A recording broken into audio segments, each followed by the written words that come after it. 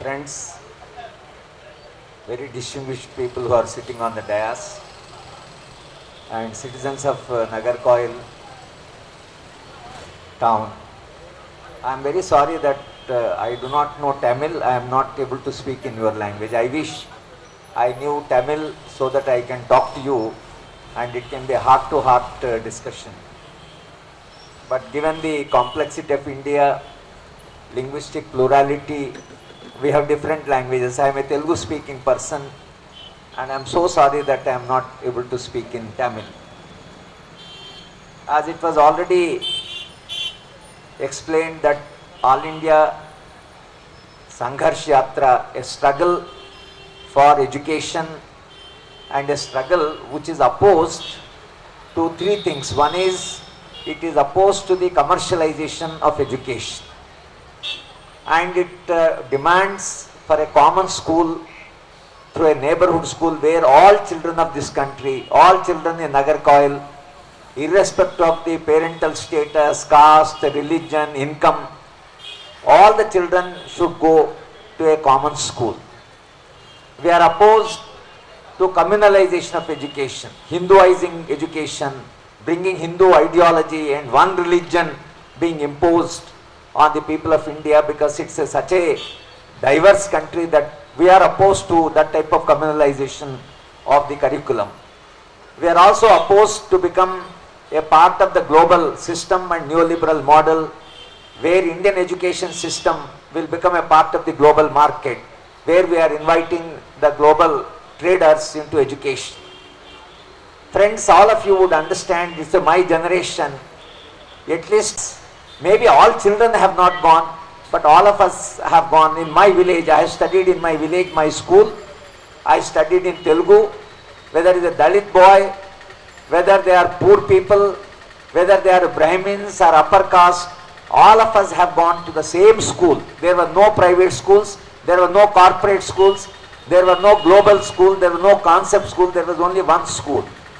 And all of us have gone to that school. I still recall that one of my classmates was a beggar, one Balanaganna, and on Sunday he used to come with a begging ball, the chola, he used to come, and my mother used to say that your classmate has come for, and we used to give some rice and all that. Although he was begging, but he was sitting along with me in my class.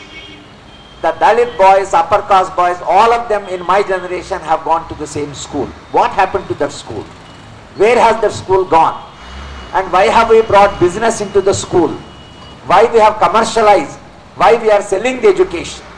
Education is not a commodity. Education is a service that is rendered by the government or by the community to the children and to the people. It's a service. Service cannot be sold like a commodity, like a powder or like snow. It can't be sold like a toothpaste. It is something where an individual is rendering a service to the people, to the children. But today we have made it a commodity, saleable commodity, and now children have to buy education, teachers have to sell the education. This commercialization of education, all of us have seen what has done, what a great disaster it has caused to India. Now if you have seen the commercialization of medical education, because that's something which all of us can understand, all of us feel it. What type of doctors we are producing? Is doctor a businessman or a doctor? What is the relationship between a doctor and a patient? And what a delicate relation between the doctor and patient. What a trust the doctor should have and the patient should have in the doctor. In my generation, there was a doctor close to my village. My mother has given to one of my brothers the doctor's name, and doctor's picture was along with the gods and goddesses. What happened to that medical doctor? If you go to a hospital today, now first thing is that they want money.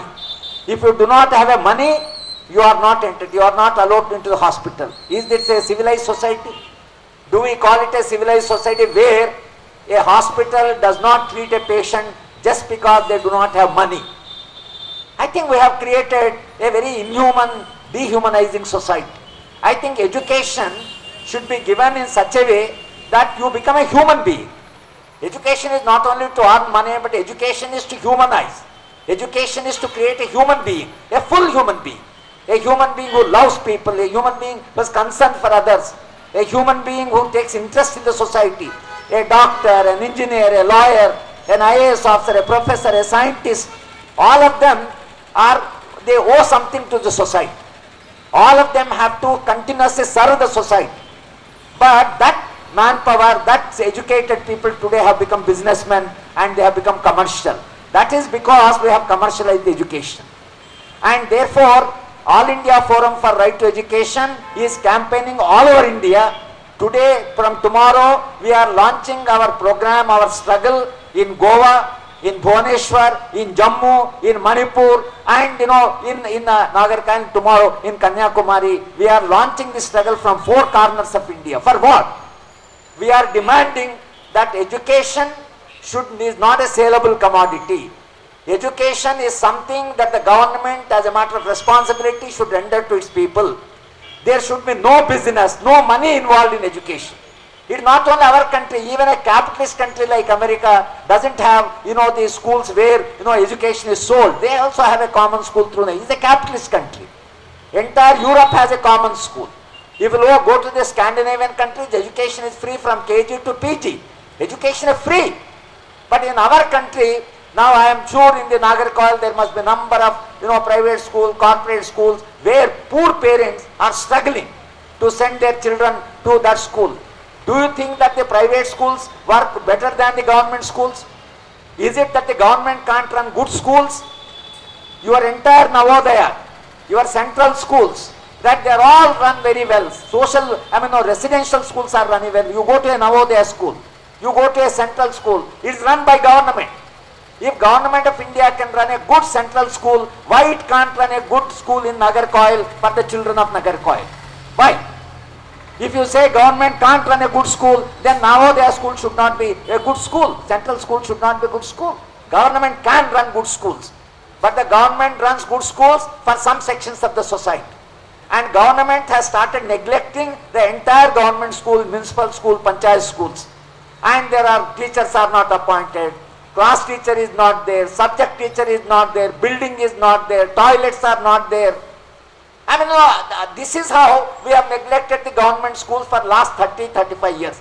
Today, the government education has become something where people say no education in government school. If you send your child, in the entire education, the child will be, he has no future. That's why we are appealing to the Nagarcoil people, all of those who have attended, who are a part of this struggle or who have come to this meeting. Please, you start seriously thinking that unless we demand, and unless we demand quality education, unless we demand a common school, as long as the children of better off section go to private schools, government schools will be neglected. Unless we have a common school, it will not be possible for Indian child to to have a quality education. We want quality education, we want a common school. We are very clear on that. All over India we are building a movement. If we do not build a movement, if we do not build a struggle for a common school, I think the Indian future and the India's future is absolutely dim. It has no future. A country which sells education cannot be a civilized society. It can't be a cultured society. It can't be a democratic society. It can't be a secular society. It can't be an enlightened society. Therefore, we are demanding that no business in education. If anybody wants to run a school out of philanthropy, if they want to Nagarcoil children, poor children to be educated, if somebody has the money, if he wants to run a school, we have no problem. Let them run. But as a philanthropy, they should not make it a business, making profit, how much of income they have got from the school. I think that is what has to be stopped. And we will fight till that entire business in the education is stopped. Now that, the corporatization of education is one thing that is worrying us. How can a child have a poor education and one child have a good education and this child has no future and that child has a future? How can you have that? If there is a poor child, he needs better education. He needs more quality education because parents are illiterate. It's a first generation child. He needs a good education. You send him to a school which is neglected and you send the better off children go to some other school and they get opportunities. How do you change the society? How do you democratize the society? How do you humanize? And And therefore, friends, All India Forum for Right to Education all over India, in the entire month of November, we are building a people's struggle. We are building a people's movement from the grassroots, demanding, all of us have to demand from tomorrow that we want a quality education for our children. All children, not only for our children, all children. All children should get quality education. This is one thing that is worrying us. Second, we are inviting foreigners, foreign capital into education. Why do you need foreigners? Will they come and give you education freely? Are they coming really to educate the Indians? The Christian missionaries who have started the schools in those days, really they started out of philanthropy. Christian colleges, no Christian school, they didn't charge any money. They came out of a mission and they started good schools all over India, but they gave education free. Today that has gone. I mean that spirit of philanthropy, that spirit of voluntarism, that spirit of humanism, that has gone. Today we are coming, all of them want to come to the India to make money out of education. They want to come and sell their education in India. That I think will not allow. We will not allow foreigners to come and exploit and make money out of education. We will not allow it. We have given an offer to the WTO, making Indian education a part of the global structure. Once you enter into the WTO agreement, if the Doha round is complete, you are once for all in a Padma Vyuha. You are completely surrounded by a vicious circle where you cannot get out. That's why we are asking the government of India to withdraw whatever offer we have given to the WTO. We will not be a part of this global multilateral agreement as far as education is concerned. And the second threat to Indian education is the communalization. The Prime Minister of India is the Prime Minister, and Prime Minister of India, while inaugurating a hospital in Bombay, that is the Reliance Hospital, Prime Minister says in ancient India we have surrogacy, genetic science, because Karna was born not out of the womb of mother. That means there was a surrogacy. And he is saying that Karna was born because genetical science was known. Genetic science was known in those days. He is saying there is a plastic surgery. What is plastic surgery? Elephant trunk has been fixed to a human body. That's what made Ganesh. Is it really possible? For the ancient man in a primitive society where human beings were just Gana, was the earliest of social formation. And Ganapati was the head of that Gana. And at that stage you think plastic surgery existed. At that stage you think that genetic science existed. And Karna was born out of a surrogacy. What is this happening? I can understand some ordinary RSS worker speaking that. But today, Prime Minister of India inaugurating a modern hospital, he now believes, and he want people to believe that we have surrogacy, we have genetic science, we have plastic surgery. And this is what they are going to teach our children. If you say that, science was so advanced in ancient India, what happened? Where has that knowledge gone? How can imagine this type of thing? And now they want to completely distort history. Now they are saying that tribals are not people who have been living for centuries in the forest. They are saying after Islam came to India, after the Mughals came to India, the Hindus were fighting the Muslims and they ran away because the Muslims wanted them to be converted to Islam. Those who ran away, they have run away into forest and they are the tribals. Is that correct? Is it that the tribals are those who were afraid of conversion and therefore ran into the forest and therefore they have become tribals? Now what does it mean? That means you are saying that forest does not belong to tribal. Tribal also encroached. Tribal also ran away from the urban areas to the... I don't know even what type of history you are talking about. Everything they are tracing to Islam. Caste system they say because of Islam.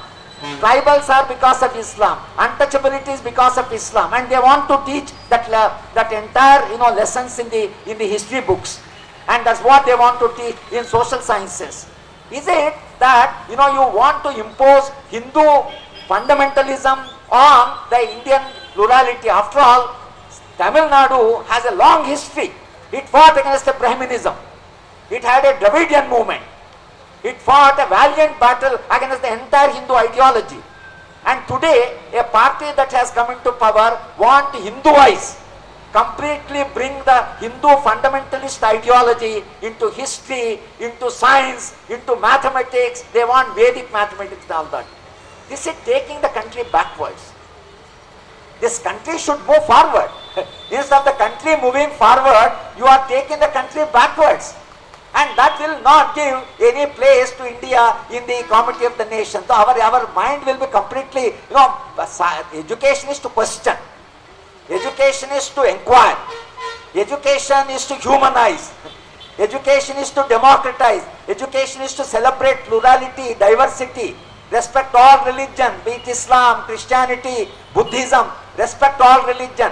An educated man is he who celebrates diversity and likes the people of all faiths. Islam may be, it has its own uniqueness. Why should the people hate? And you can't build a nation on the foundation of hatred. You can't build a civilized society on the base of hatred. Indian constitution believes in secularism, democracy, pluralism, and socialist ideals. Now we are a society which started with an enlightenment project. We wanted to create an enlightened, humane India, and the Constitution of India is committed to secular values, it is committed to democratic values, it is committed to scientific values. What happened to Constitution of India? Now secularism has become communalism. Democracy is becoming some sort of, monarchy, one individual, prime minister and prime minister alone, no cabinet, no party, only prime minister. How can a nation be run 120 crore people, one individual? How can he run? If Nagarcoil people do not work hard, you mean say that from the central government they will get an Alauddin wonderful lamp and change Nagarcoil? Can one human being come and change the entire Nagarcoil culture and the lives of the people? Is it possible? But we are now concentrating power in one individual. That's negation of democracy. It's completely against the democratic spirit of the Constitution of India. Now so is the case with secularism. Tolerance, plurality, right? They are celebrating different faiths. I am repeating this point to say that the secular fabric of India is being ruptured. It is being disrupted. That's why we have to be very careful. What type of India you want to build? And all of us feel that we have to build an India which is secular, an India which is participative, an India which is fair and just, an India which is equitable, an India where people, like each other, bondages are there, and there is a collective sense among the people, and if there is some suffering, people have a concern for others. How can you have a very self-seeking, selfish society? An entire neoliberal model, which is we are borrowing now, believes that human beings are selfish, and they say there is nothing wrong in being selfish. But if human being becomes selfish, what type of society will have? What will happen to the the collective existence of the people? And therefore, friends, All India Forum for the Right to Education is a struggle. It is not a political party, we do not have, but the people who joined are those who have concern for this country, for the future of the children of this country. The people who have concern have come together, and we are trying to build a movement all over India so that there is a strong public opinion opposing what is happening right now, commercialization and communalization. From Nagarcoil, perhaps this is the first meeting, in the South India where we are meeting and discussing our struggle. From tomorrow, it will be launched from Kanyakumari. It is being launched from all over India, and we have come to appeal to you, please seriously think about the future of India, future of our children, and all children, particularly poor children, Dalit children, tribal children, Muslims, minorities, girls particularly. The girls' education has been neglected for centuries, and all girls should go to a very quality education. And girls' education is very important. And when the education is privatized, parents are sending the son to the, what is so-called private school, and the girls are being sent or girls are being neglected. I think we have to give free, compulsory education for all children, fair and just, democratic and secular. I think it is that type of education that we have to fight for. If we do not fight now, I think it will take a long time, and India will be pushed back almost by half a century. If we have to prevent this disaster, I think please support All India struggle. This struggle is a struggle with a concern for all the children and future of children of this country. And this is the right time to fight. If we don't fight now, I think we'll lose the battle. Therefore, my appeal to the Nagarcoil friends is please support the movement, go and discuss with other friends and be a part of this struggle so that we can revert the process. And we can really create an education where all our children happily go to the classes and have a very enjoyable education, very humane education, and they become fully developed human beings. Education is to build a human being. And that type of education we want. And we don't want businessmen out of education, we want human beings out of education. And that is the reason why we thought that this movement has to be built, and all of us are part of this movement, and we appeal once again to the Nagarcoil citizens to be a part of this struggle and support this struggle in the interest of the future of democracy, secularism of this country. I thank all of you for coming here, and I also extend a warm welcome on behalf of All India Forum, and we carry this message that all of you have been here, and we have been able to talk to you. We carry the message of the Nagarcoil, whoever friends attended, back to our national body, and whoever has come, you have given us an inspiration. You have given us a confidence that the struggle will not go waste. And I am sure that if you go back with a feeling that we should have a common school, our struggle will succeed. I thank all of you for this opportunity.